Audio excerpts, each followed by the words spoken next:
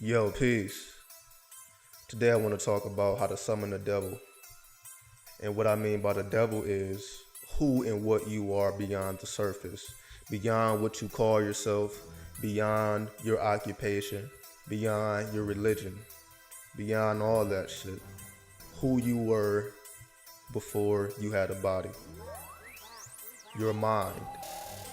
What controls your reality. This is what we're going to be dealing with. Because the first thing one must understand is that either you can spend your life running away from your devil, your dark side, or you can embrace your dark side. That's really the only options you have.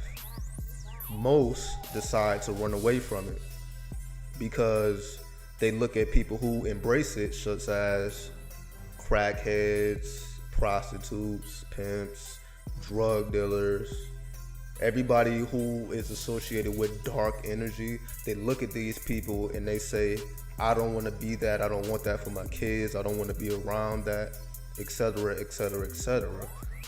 Not realizing that the world isn't one way. If you have religion, you're going to have darkness. If you have light, you're going to have darkness. You got religion, you got gangbanging. That's just the way it is. That's the way it's going to always be. It's not going anywhere. So all these people trying to combat underworld activities, they're not going anywhere. They have always been here, for one. So the sooner we realize that either you're going to prolong embracing your dark side or you will embrace it in death. You will embrace it. There is no running from it. You have no fucking choice. So it's better to just deal with it while you're here and get all the blockages out the way.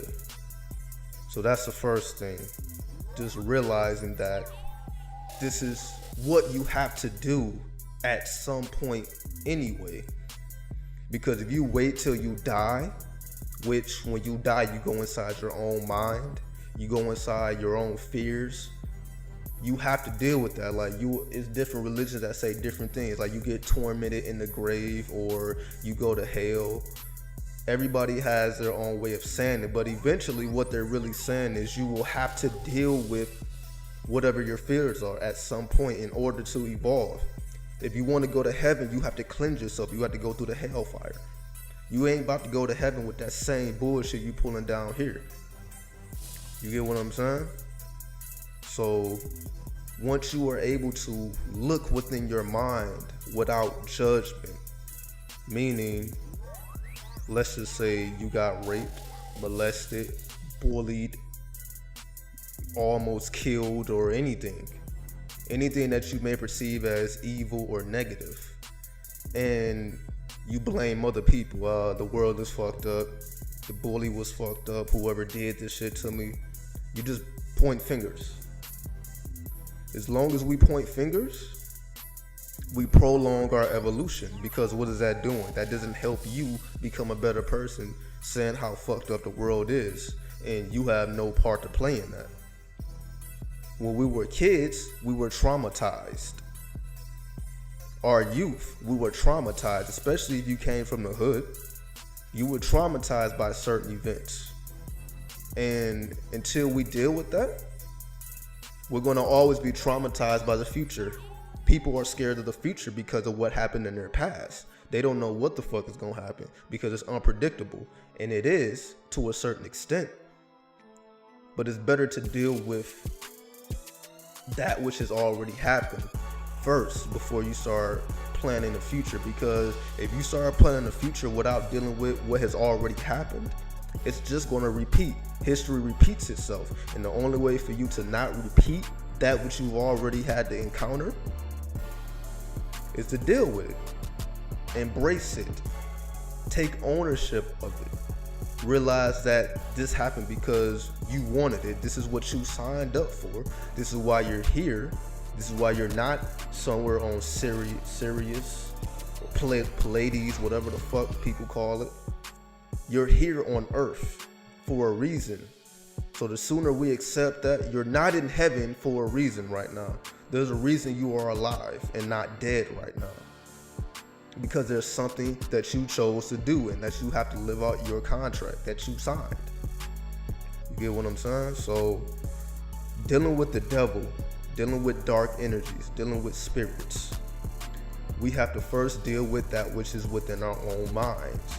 Once we cleanse that, which is basically what I just said, accepting it, taking ownership from it, and moving on from it and not being affected by it.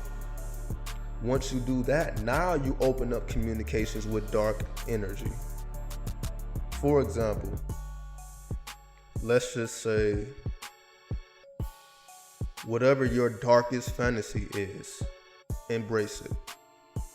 If you're a woman, you secretly like women, embrace it. If you're a man, you secretly like men, embrace it. Who the fuck cares what anybody else thinks?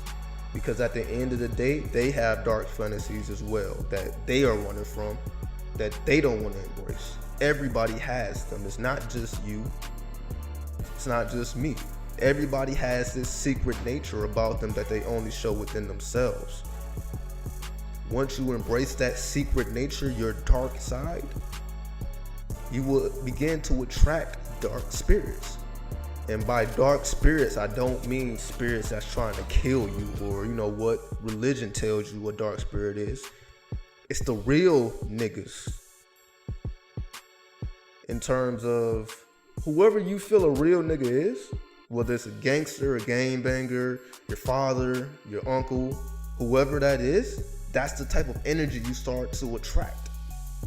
When you start to attract that type of energy, you are able to grow, because this is the type of shit that this is for only certain people.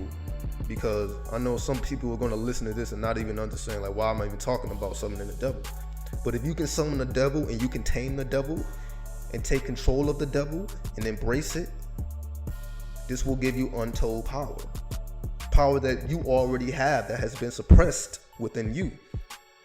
When you embrace your full potential and your full power, you become like a god, which was being talked about in the Bible, in Genesis.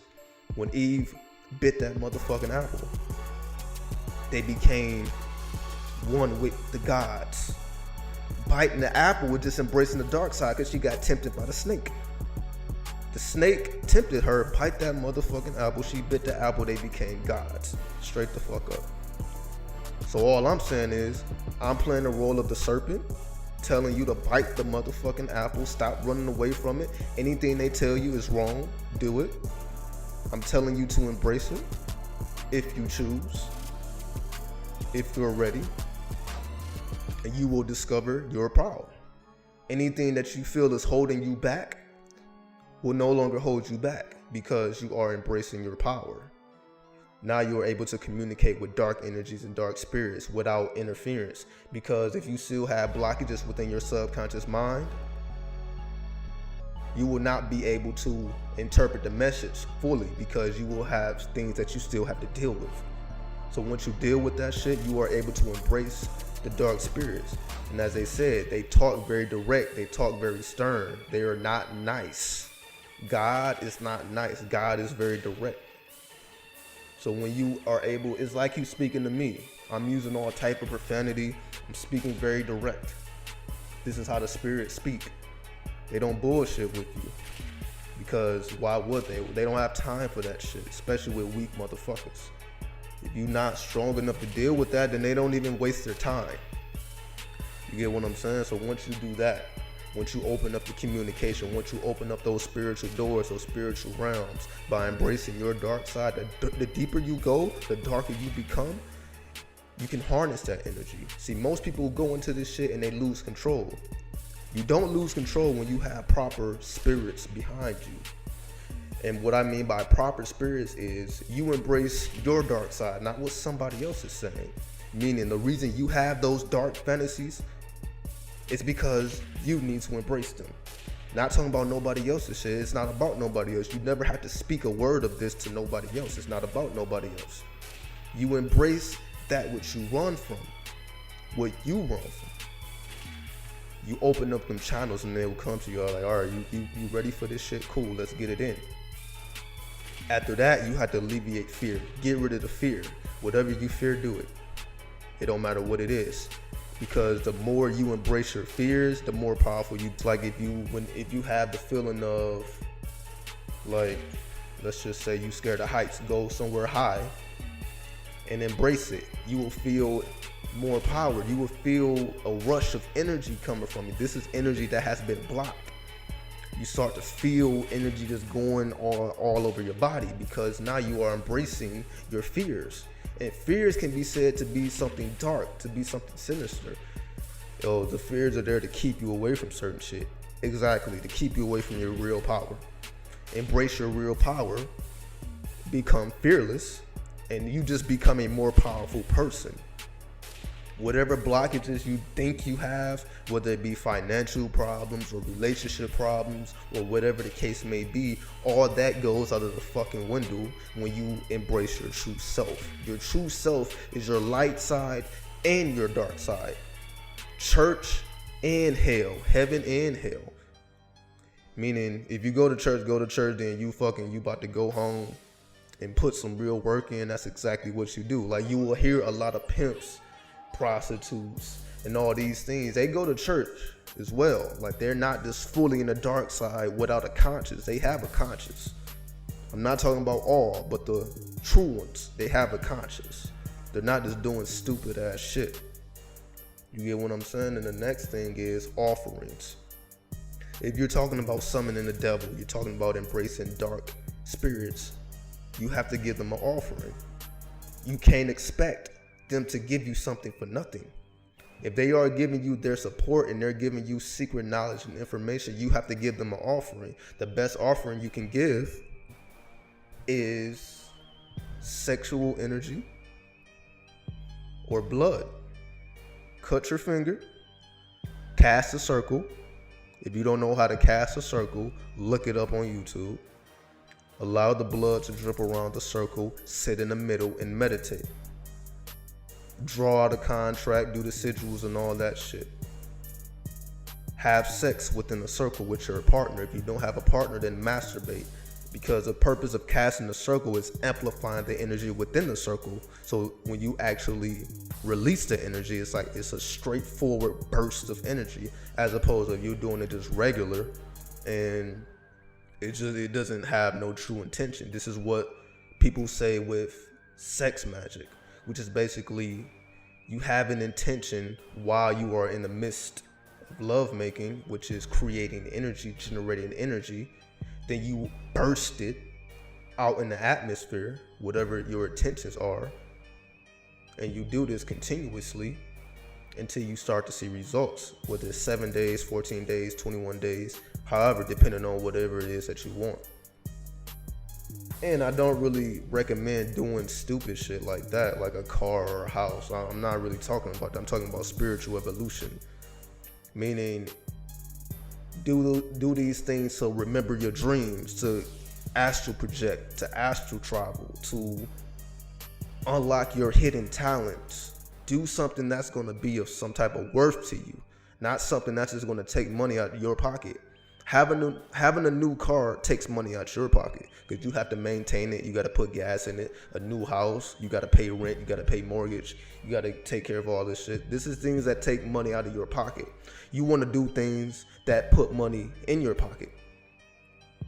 That's why most of that shit don't work anyway. Because if you're just doing things that's going to take energy away from you, you're wasting your time. If you want things of that nature, you still have to have energy to generate those things. So at first, you want to make sure you have the proper tools to do that before you start doing it. This is why I'm talking about the dark side and not the same stupid bullshit you hear every day. You get what I'm saying? So let's just take a brief break. Just capture everything that I said before we move on. Okay. Now, the next level is creativity. When you're dealing with dark energies, you're dealing with dark spirits, they all have a sigil or a symbol that goes along with them. Just type in the name of a deity on Google and type in sigil or symbol, and you will see the sigil or symbol that goes along with that certain deity. Satan has a certain sigil. So if you're dealing with Satan, you draw the satanic sigil, put it in a circle, charge it up with your energy, creativity, your sexual energy, or whatever the case is, and carry it on you. And charge it every day for the next 7, 14, or 21 days, as I said. And you will see results, whatever it is that you're doing. It may not completely manifest, but you're going to know that you're making some type of effort towards that. It's going to be undeniable if you're doing this shit correctly. You feel me? So it's your creativity that makes all of this work anyway. Our creativity is our power. Our power is within our creativity. If you do not have any creativity, you do not have any power. This is why when you work regular jobs where you're just being told what to do every day, you don't use your own creativity because you're being told what to do. But when you are not being told what to do, when you are allowing yourself to be the leader of your world, of your reality, and you do what feels right to you and what makes sense to you, without any judgment, without any doubt, this is when things start to move forward, because you are embracing who the fuck you really are.